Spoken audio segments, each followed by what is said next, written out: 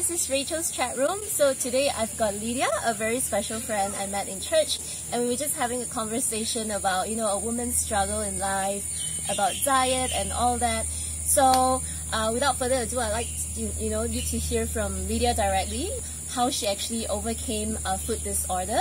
So Lydia, share with us, what you were struggling before and how did you overcome it? Just take us on a journey. Yeah. So when I was young, I think because my parents were absent in the sense that they were baby boomers, so they were like busy working, and I had like a lot of time, like after school, and the best thing was to like eat, munch, and snack, and food has been such a big thing. It's so distracting, this fly, sorry. It's okay. Like food it's like a comfort, and I find so much pleasure in it.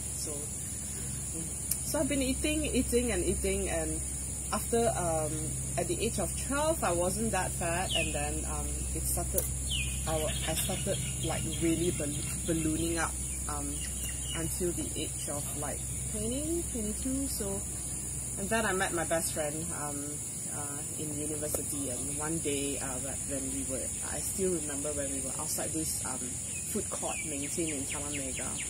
So I was in the car, and he sat me down, and then he said things like, I have something serious to talk to you. Then I'm like, oh, why? Like, and he said that, do you know that you are really, really big? And I'm like, gee, thanks, like, and I said that, yeah, I think I know, but he said, like, you are really, really big, like, have you ever thought that it will affect your health? Because based on the many times that we actually hang out, like, I'll be like headache, like not passing out, but I'm like very tired easily. Like when I want to pass through a drain, it takes a lot of effort, because my heaviest, I was 117 kgs, and that was like probably 37 kgs bigger than I was now. That's amazing, yeah. Yeah, so, but I lost that 37 kgs not in a year, not in 2 years, but over the span of more than 10 years. So 10 years of like, going through this journey. So yeah, which is amazing. Can you tell us, like, what did you do exactly? How was your exercise regime like, your diet? After the conversation, so I promised myself and him that, okay, let's do something about it. So I actually signed up fitness first, and every single day for 6 weeks, I actually went for RPM class. So every day, like after work, automatically every day, 45 minutes of solid RPM, and that's how I lost like 11 kgs in like 6 weeks. Like it's every day. Yeah. So what actually pushed you, to like commit to that on a daily basis? Because 6 weeks continuously, it's no easy task. There must be like some burning desire inside. I think at first it's like finally someone who is the opposite sex and saying that, hey, you're fat. So I don't know, but maybe there is ego, maybe there is this shame, maybe there is this thing that, hey, I'm 22, right? Like I have to do something about it, right? So I just decided like the change has to be now. So yeah. So it's the power of now, right? Yeah, basically, you have to make that decision. So how do you feel right now, versus you 10 years ago before you made that decision? Spiritually, emotionally, mentally, how has that changed you?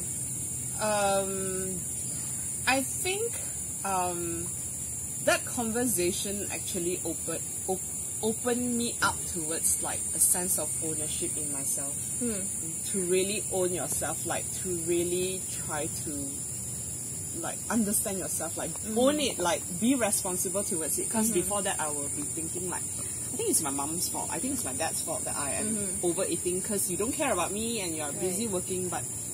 And I realized that bloody hell, it's really you, like deciding what to put in. So I think what has changed, responsibility and ownership, like taking care of yourself, like that is like the awakening to like realize that if I say that this is the temple of God, this is my body is the temple of God, then that was the beginning of my journey of like taking ownership and responsibility towards my own body.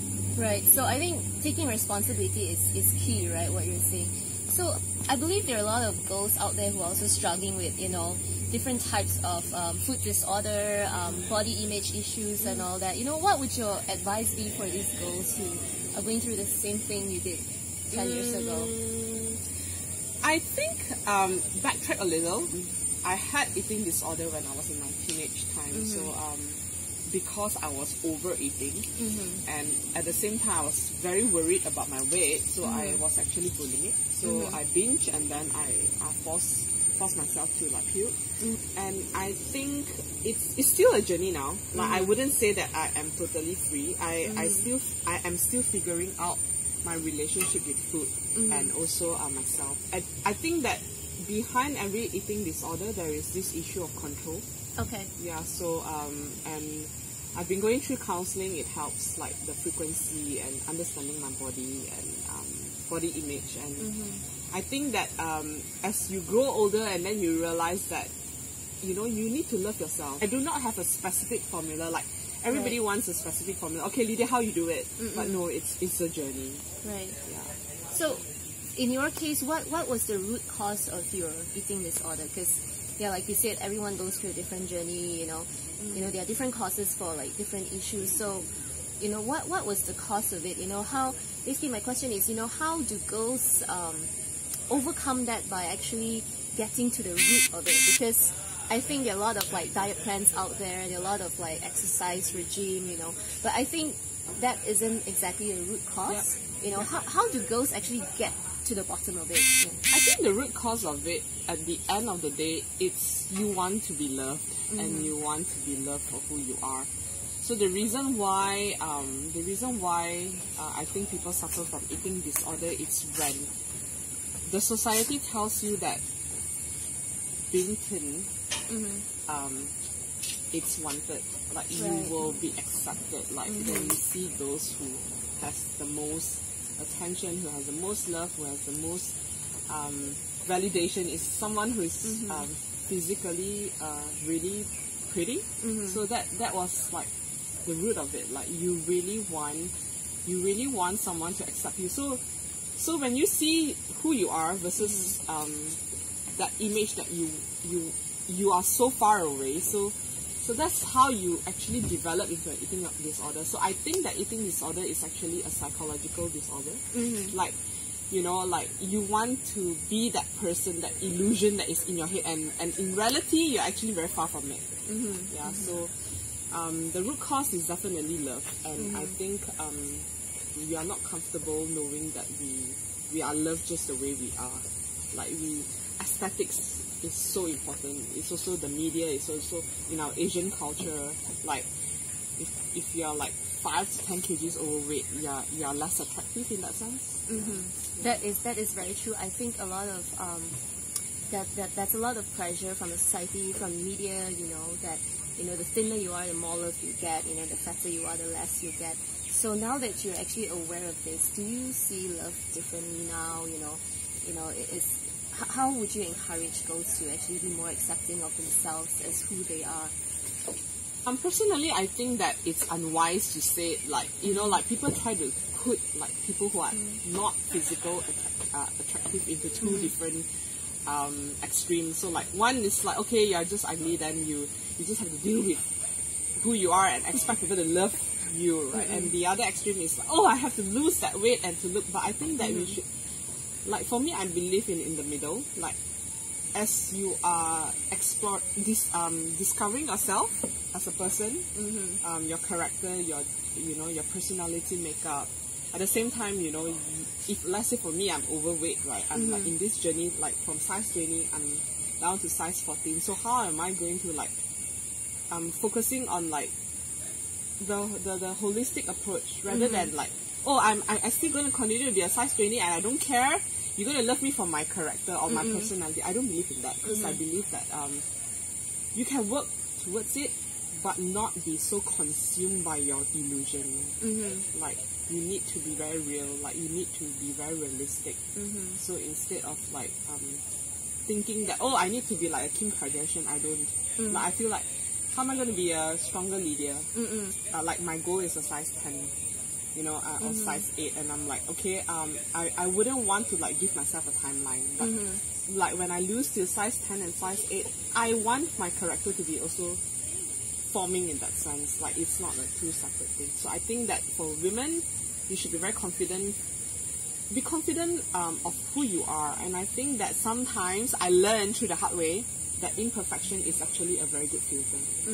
So I feel that I can honestly say that when I was a size 20, I had a lot of people who loved me for who I am. And at this size, at size 14, I have a lot of people who still love me for who I am. And if let's say those people who wants me because I'm pretty, then it's a good filter. So and I am secure in that lah. I think you point out so many important things that we need to take note of. The first thing is that, there should be moderation, right? Basically, it shouldn't be about like, oh, I'm aiming to be Kim Kardashian, so I'll get more love, it's good to actually have that goal of, having like an ideal body, but then again, that ideal image has got to be realistic at the same time, because exercising is definitely a good thing, right? And the other thing you mentioned is people should love you for the way you are, but at the same time, that doesn't excuse you from not exercising, not trying to maintain a healthy weight, right? And there are a couple more things that that you pointed out that was really important.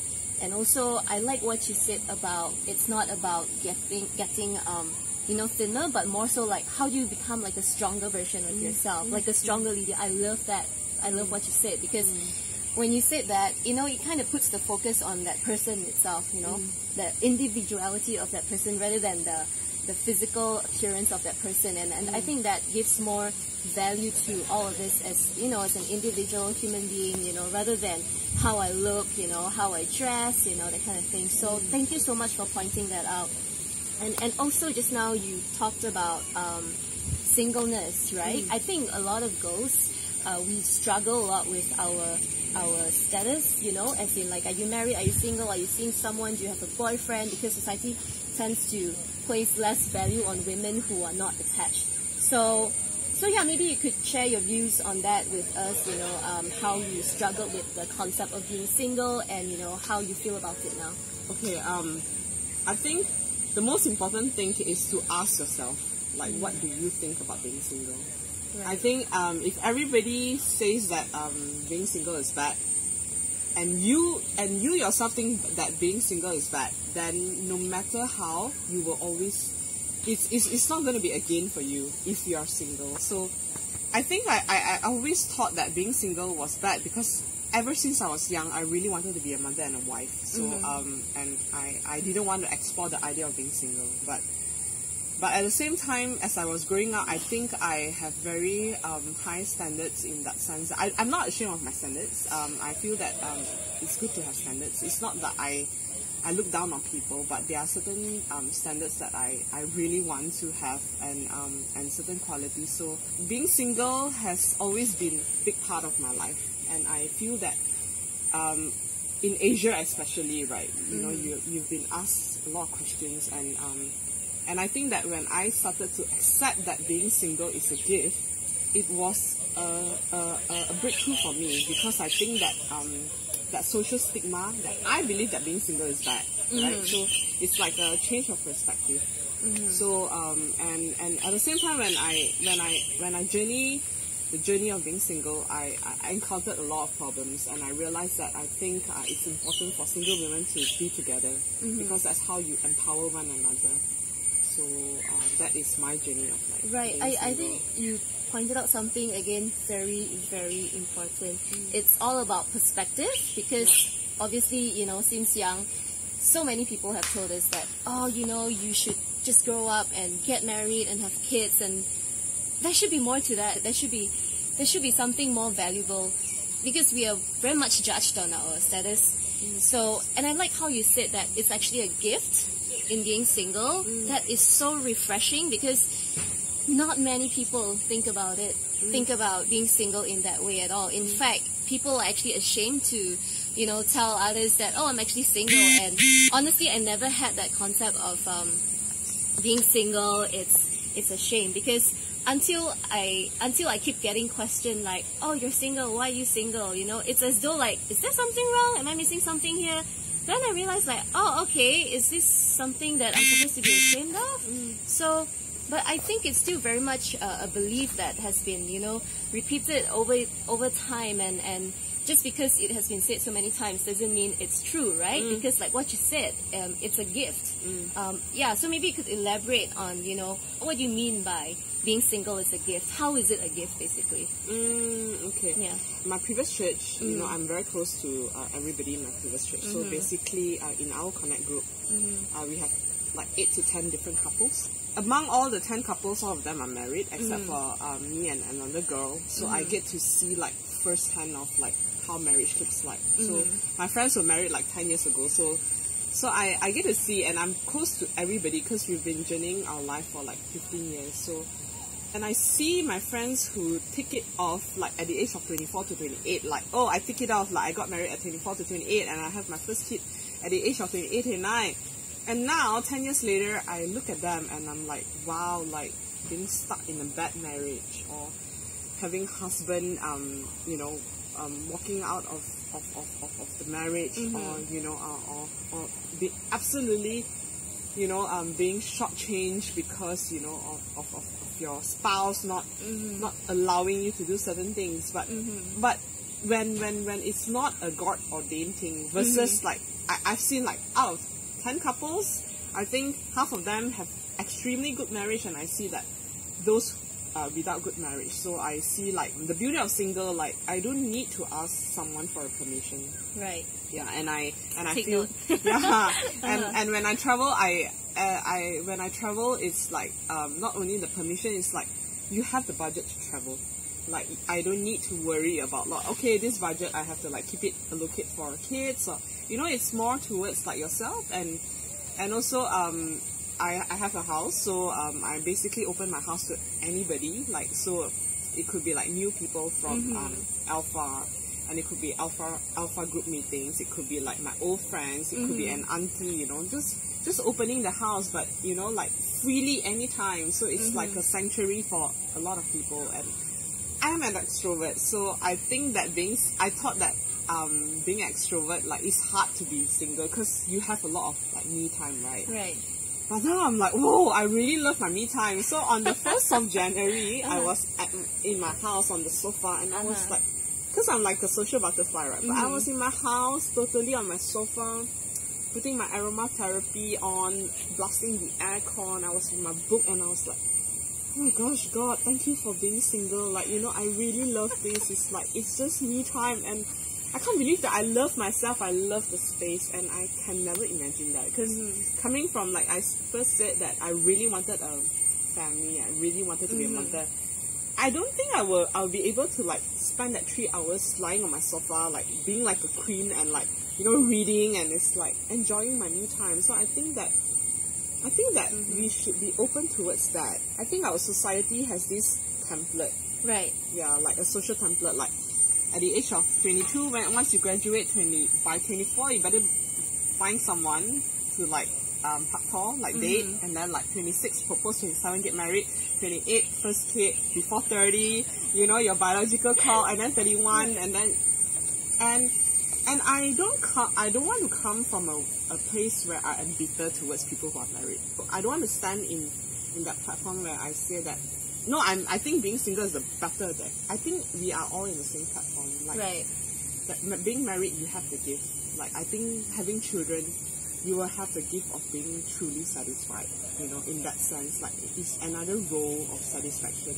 But I also feel that being single, you have your gift as well. So, it's the same thing. But I think silently or subconsciously, people always think that marriage is like a higher level than the being single. But I think as Christian, I think it's not whether single or married, but it's about whether you're a disciple of Christ. Like, you know, wow. To really ask yourself whether you are a disciple of Christ, whether you're single or married. That's my thing. Yeah. That is amazing, whatever you said, you know. Yeah. So, like, just to recap, like, to sum up whatever you said, you know, the gift of being single basically is #freedom, right? Yeah, freedom. I mean, freedom. a lot of times, like what you say, right? People place such a high value on being married, and so we just follow the template, you know, blindly without actually questioning, do you actually want to be married? And you know, what's your goal of getting married? I mean, like what Lydia said, there's nothing wrong with getting married. It's a beautiful gift from God as well. It's just that it shouldn't be your goal just because it's everyone's goal, you know. And yeah, like what she said was so true. You get a lot of free time, because I've actually had a conversation like this with my other girlfriends as well, and she's single, she's in her early 40s, but she's got so many friends around her who are married, and yet they are in, you know, a lot of broken marriages, you know, probably going through the second or third divorce, and like you said, the men walked out of their marriage, walked out of their family. So not to give marriage a bad picture, but more so to actually ask yourself exactly, you know, is getting married really what you want? And if it's what you want, you know, what's your picture of marriage? You know, are you ready for, you know, certain downsides like this, you know, the consequences of, you know, bad decisions, you know. And yeah, you know, lying on your bed on the 1st of January in year 2020, it's something not everyone, you know, gets to enjoy, you know. Free time is what my friend told me as well. So yeah, don't take your singleness for granted, and just be grateful for what you have, and you know, if you're looking to move to the next stage in life, you want to get married, I think it's good to actually turn to God, or you know, you could even turn to yourself to ask, you know, is that what you truly want? You know, just being true to yourself, right? Amen. Yes. You know, being single, it's beautiful, but what are your thoughts about not having the gift of sex? You know, that's what you get for marriage, right? So how do you find satisfaction in being single without sex? Your perspective on that? I mean, it's a very big question. I wouldn't want to like downplay it, and I'm not ashamed of talking about sex, because I feel that there are a lot of women out there, Christian, non-Christian, you know, you have that pressure of like, it's part of your biological system, right? That you have hormones. And I always feel like my need as a woman, like when I wake up, I'm like, oh my gosh, like I really want to, you know, be intimate with somebody. And there are days where I cringe and I tell God, like, why do you even give me this need? Like, can you just shut it down? If you have called me to be single, just shut it down. Like, just somehow or other shut my hormones down. I mean, I don't mind, you know, like, but if you're giving that need to me, give me an outlet. Yes, precisely, right? So I've been struggling with the issue of intimacy. Even I share it very openly with my married friends. And one day I was talking to my mentor, and she said, it's like, do you need sex? And I actually threw back the question, do you think I need sex, right? And she's like, okay, instead of asking each other, why not we go back to the Bible? So she challenged me to like look for information in the Bible.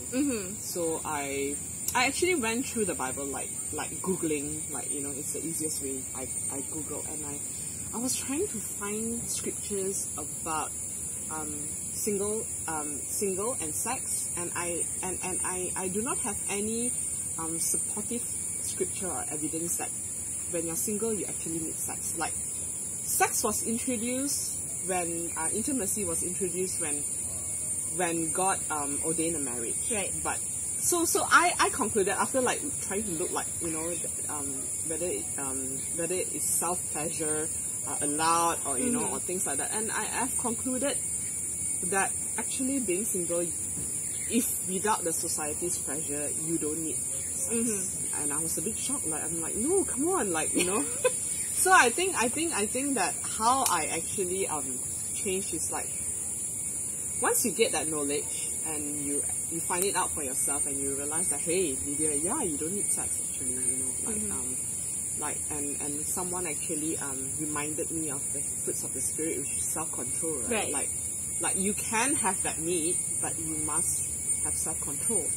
I think it's easier when you actually go and seek the answers for yourself. I mean, like, instead of sitting down there wishing that God sends somebody and you can have sex after marriage. But I think that the fact that I actually ran through the Bible and like, yeah, actually I don't need it, and to accept it that it's okay, you know, and that to me was steps towards that freedom of like knowing that I have this need, like this deep need to be intimate. And it's also a curiosity lah. So and I've so-called making peace lah, and I know that it's also a place where God will continue to like give me answers, or maybe journey with me through it. But I know that being single, you actually don't need sex. In the Bible, there is no, like, you know, there is no encounter. It's not part of the 10 Commandments. When you're single, you need sex too. Yeah. That's right. Yeah. So that's how I see it. I wouldn't want to use the word deal, but this is how I see it. And I think that when you put that intimacy and sex topic at a very neutral place, right, you see it clearly and you realize that it don't need to be a conflicting thing in you lah. You have to choose it to like, oh yeah, like it's quite neutral. Wow, I think what you just said is like super helpful for so many people out there, including myself, right? So much wisdom in that, like self-control, right? It's one of the fruits, because I think a lot of single people, we struggle with intimacy and sex, you know, like, you know, where do I satisfy this need, you know, if I'm single. And I think because the world out there is always telling us like, oh, it's a need that it's compulsory to meet, right? So you think that, oh, you need to let it out somewhere. It could be through prostitution, or it could be like friends with benefits. I mean, let's be real, right? So I like how you actually gave a really different perspective on this by saying that, hey, maybe you could put sex on like a neutral ground, you know, rather than putting so much pressure on sex, like, oh, it's a must, it's a need, you know, guys and girls do it, it's normal, it's just human, right? I'm sure like if God gave you that need, and He wouldn't want to put you in a difficult situation, and even if you were placed in a difficult situation, there must be like not necessarily a solution but a workaround, right? You know, that there must be something for you to help sustain yourself, you know, without resorting to hurting someone, or like, you know, commit all these funny things out there, right? But my married friend who all been through like, you know, sex, right, and they will say that, Lydia, trust me, after having all that sitting down here having coffee with you, laughing for hours, actually feels so much better than sex. I'm like, come on. Sex is not everything. So, it's fun, it's good, but it's not everything. It shouldn't define the value, you know, your value in life. It's just like food too, right? Food also gives us physical pleasure, you know, so just take it in moderation, right? It's like, I love what you said, like it shouldn't be a conflicting thing in us. I feel like so many people out there, you know, have this issue with ourselves, and there are not enough conversations out there that address this kind of needs, this kind of issues, and that's also the reason why we're having this conversation so openly, because we want people to know that there's actually another way out of this problem. You're definitely not alone in your journey.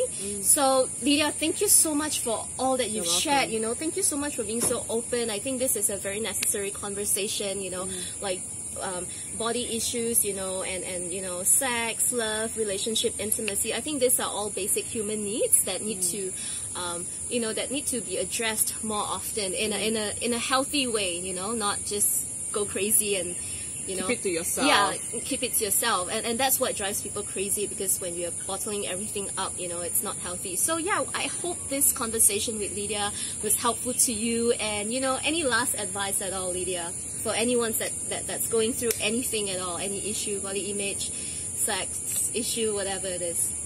Any last words? Yeah. I would say that I think be your real authentic self. With someone, like if you have a struggle, whether it's single, whether it's an eating disorder, whether it's like the need for intimacy, share it with someone close and let that person journey. Because I think that a strong woman need another strong woman to empower them. So I really think that the last word is like you are not meant to like journey this life alone. Like you should like allow someone into your life to like journey this with you. It could be your uni friend, it could be your mentor, it could be anyone, and I tell you that that's the beauty of journeying as a woman or as a person. Love it. I absolutely love how you summed it up, because like what God says, right? It's not good for man to be alone, right? So yeah, find a mentor, you know, for your friend or whoever. Obviously, someone that has actually got your best interest at heart. Amen. So thank you so much. Really hope you enjoyed it. Thank you so much once again, Lydia. No problem. See you in the next episode. Bye.